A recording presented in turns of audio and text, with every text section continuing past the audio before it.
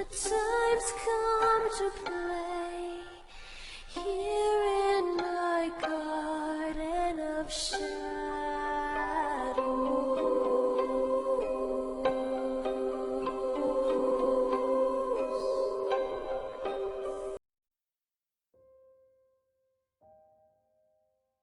Hello, I'm Runya, aka Media Adaptation, and welcome back to Moderation while Media is fair game.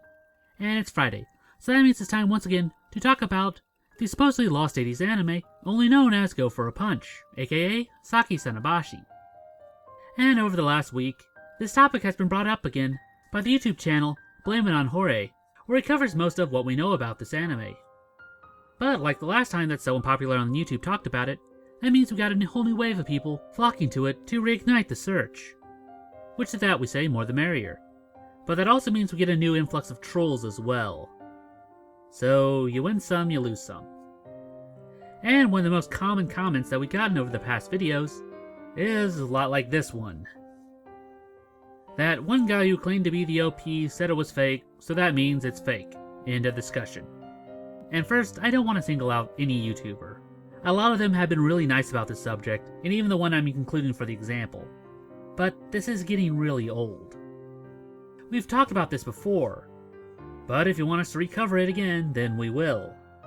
One of the golden rules of the internet is to never accept anything that someone tells you as true. But look, he has the photos I was using in the original post. Big whoops, so do I. That's actually really easy to get. It's called Google. But his post has the same date as the original post, February the 21st, 2015, so that means it must be true. Yes, you could still have old photos from like 5 years ago. Heck, I still have some from 10 years ago. But people change phones every year or two, so the first thing I find hard to believe is that he still has that one from 5 years back. But if that's all the proof that you have, then that really doesn't hold up. We're not even going to talk about Photoshop, as in reality it's much easier to do than that. Here's our Saki picture. Okay, it's actually our main character from Hellgirl, but we all know that already. First, go to your image. Then right-click and hit Properties. Then go to Detail, and then just add a date. And if we go back to our folder, what's this? I now have a Saki picture that I downloaded on February 21st, 2015. Impossible! Wait, what if I move this photo to my phone? Oh my god! I have a picture on my phone with the original date of February 21st, 2015. The only logical answer to this is that I must be the original poster of Saki Sanobashi. You get my point. You get how mind-numbingly stupid that argument is. To oversimplify my point, always remember to never blindly trust what some random guy on the internet tells you.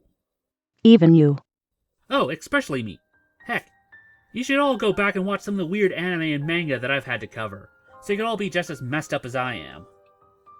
So can we all just stop blindly saying it's false based on that alone?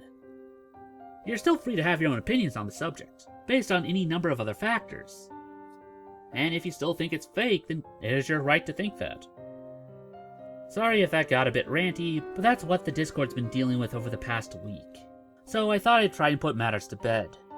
One of the other users was going to try and make a case based on their timestamps that they don't completely match up, or the fact that the first photo censored the next one on the list, and when we get to the other one, we learn that these two images are back to back, meaning that since the screenshots were taken recently, there's no reason to censor the second part if we already know it's just our Hellgirl one. But our entire previous rant kinda made that a moot point anyway, so let's just move on. The dark web searchers are, well, still searching. Some of our other members have been using the Wayback Machine to look into old blog posts about rare anime, but nothing concrete has shown up yet. And a few of our other users are looking into places and archives trying to find a complete list of anime of the time period. Oh, and before you ask, no, my anime list is not 100% accurate when it comes to older titles. People are continually finding old ones that they've missed on their list. So, let's get on with our video. Oh, and yeah, April Fool's Day, someone made a MMD recreation of Saki.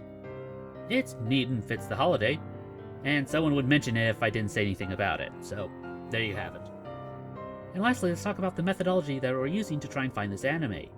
Because people have asked us why we've been covering seemingly random anime. Again, mostly this is viewer requests. Or just people remembering odd animes that they had and that kind of fit the criteria.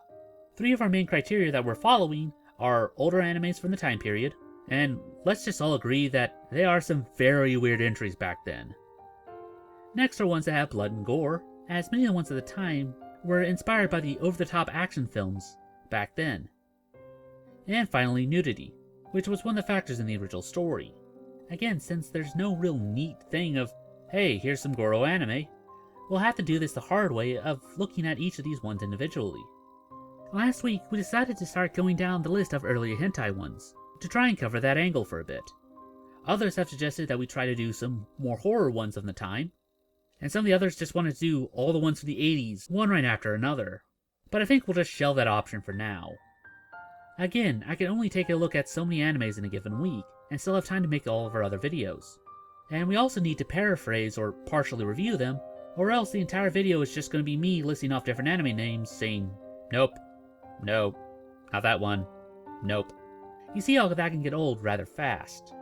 Also, it helps us from having to re-review them later down the line, which people have asked us to do. Also, it pads out the runtime of this video. I will not deny that, but anyway, let's get on to our first one. And up to the chopping block, today is the 1986 anime, Amen Saga, a sword and sorcery flick, which didn't really come to stateside till 2 decades later. We have a warlord trying to find the Valley of Gold or something like that. We have a basic pretty boy protagonist wanting to kill said overlord because they killed their parents. There's also a kidnapped princess because why wouldn't there be? It feels like we're checking off different anime cliché boxes at this point. She does fit the lightly colored hair description, and we do get a bathing scene, complete with giant monster, and then a poorly explained Smurf, Navi, Yondu looking guy who just shows up every now and then for no real reason. They do get a giant final battle, which we do get some nice bloody kills, but aside from that, this anime is very forgettable. Another forgettable one would be 1990's Takegama, Guardian of Darkness. Not as over the top as some of our other suggestions, and this one feels more in line with something like Guyver, as it also suffers from poor and cliched writing and script composition. Even the later DVD releases demonstrates how the art style looks less than ideal, to say the least. The plot involves having to stop the 4 dragons, which is based on an old Japanese legend. And the person our main protagonist is supposed to be is normally not someone who's often portrayed as a hero. Which could be a fairly interesting story, with a character trying to prove his worth to history. But it's never really addressed.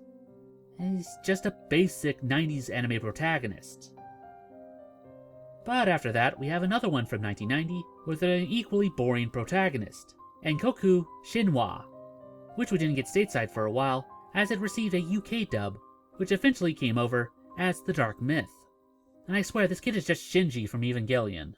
It breaks down into a giant fetch quest, as we get different Japanese myths, delivered with the enthusiasm of a college lecture. Again, I really enjoy this kind of stuff, but for the love of God, put some effort into it!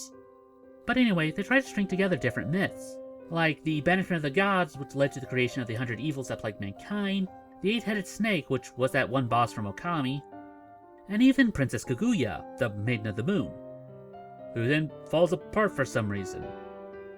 We also get another girl who gets naked and dips into a pool that's supposed to grant you everlasting life, but needless to say, it doesn't really work out for her. We do get one really good scene of that classic 90s blood and gore stuff, but it's only a small portion of the movie, so I really can't recommend it based on that alone. Then someone else suggested we take a look at the 1989 film Boa, Bao, however the hell you pronounce that. Basically, what if you took a bunch of characters to look straight out of JoJo, and also made them kind of an alien version of Devilman? But then you take all the fun that you would think that comes out of that statement? Again, it's just another ultra-violent film from the time. Again, highly forgettable in almost every way. Again, this one feels like some sort of retread of Guyver, just minus the tech suit. I mean, he kind of resembles a JoJo stan, but the only thing this film makes me want is better anime. And since we have nothing else to do, let's take a look at a few more from that hentai list that we did last week. Meaning next up we have Ayo Taken, made November 10th, 1984. And it's pretty generic compared to some of the insanity we had last week. A girl goes to help tutor some classmate, they find the parents banging in the other room, and then hormones eventually take over. The only other thing noteworthy about this is that it also got a live-action movie made sometime later. And the final one from November of that year was done on the 30th, called Female College Student Psycho-chan, and for some reason it's entirely done in chibi. Two colleagues hook up on a whim, and then we get an interesting bit of how that kind of relationship, based on only that, tends to get rocky rather fast. But then she finds out she's pregnant, and then the two patch things up.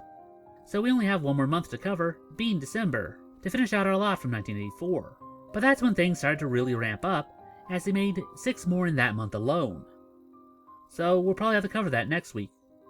And we'll finish up today's video with a look at our Goro manga torrent. And we start our final stretch, looking at the works of Shintaro Kago. And his first one today is called Everything's Peaceful, a rather ominous title given the show, and just one look at this cover really has me questioning if I should turn the page or not. Okay, this one's really trippy, and also kind of tame compared to some of the other stuff we've seen. A girl is plagued with dreams of her being assaulted. So we see her sleeping in one panel, and then we see her dreams in the panel above her. And then it kind of follows her around the hospital, then things kind of go wrong fast, and then she wakes up in another dream, so it starts inceptioning the heck out of everything. And then she wakes up and talks about her dream, but then in that world she's an android who can't dream, and then the world just implodes after that. The next one up is called Fetus Collection. And the plot of this one is, if you have an abortion, then the soul of your dead child stays with you, and only other women who's gone through the same process can see it, as kind of a mark of guilt. Which could be a nice and deep story, but it's shortly derailed afterward, after we have two people competing over which one could collect more of them.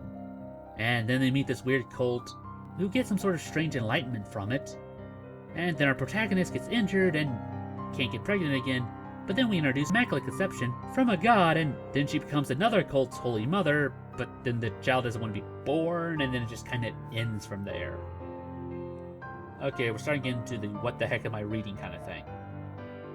Next up we have Harakiri, which is about the Japanese form of suicide being some sort of weight loss / glamour thing, but then it doesn't actually kill them. And then we get into an odd anime free-for-all style fight using their organs. And I sincerely think that someone spiked my coffee. It wasn't me. And our last one today is called Head Prolapse Elegy. And it details odd ghosts, akin to Japanese yokai of the Nukakubi, the no-neck ghost, and the Rokorubi, the long-neck ghost, which they call Pontenaka, which is wrong. I'm sorry manga, but you kinda stepped into my domain of useless trivia. That word is commonly used for the vampire equivalent of Indonesian and Malaysian mythology, most commonly known as the kuntilanak. We've done 3 videos on the subject, so you're not going to try and sneak that past me. The word you're looking for is the pedalangao, the head that detaches but keeps all of its internal organs. Some have often speculated that this creature is actually a descendant of that yokai. But it doesn't stop there, as it actually mixed with a native spirit called the Aswang, which then created a new subspecies called the Malalangao, a vampire that separates at the torso, which is not to be confused with the Mexican witch known as the Tlahuepochi, which separates at the legs, and can also turn into mist. Okay, I've now forgotten what the heck I was actually talking about. Oh yeah, the manga. She can't keep her form, and also have a stable relationship, but then she finds out that her blood could actually spread the curse, so then she just infects everyone, so now it doesn't matter who is and who isn't a monster. And that's what we'll call it for now. I didn't even get to some of the other stuff that our viewers pointed out. I'm really sorry about that, and I guess we'll have to say that for next week then. And that about does it for this video. If you have any other ideas like to make into a video, then please post it down in the comments below, and we'll add it to our next viewer request week. It's now time for the part of the show where we ask you to help us appease the YouTube algorithm by dropping a like, share, or comment. It helps out much more than you'd think. And if you haven't subscribed yet, then it's very much appreciated. And if you'd like to support this channel, then please visit our Patreon. Link will be down in the description below. Even if you can't give a lot, every little bit helps. Oh, we also started up a Let's Play channel. So if you want to see us try out some horror games, then feel free to stop on by. Link will be in the card as well as in the description. And I guess I'll see you in the next one. Anyway, I'm Runya. And I'm Ada. Remind you to take life in moderation. Weep not, poor children, for life is this way, murdering beauty and passion.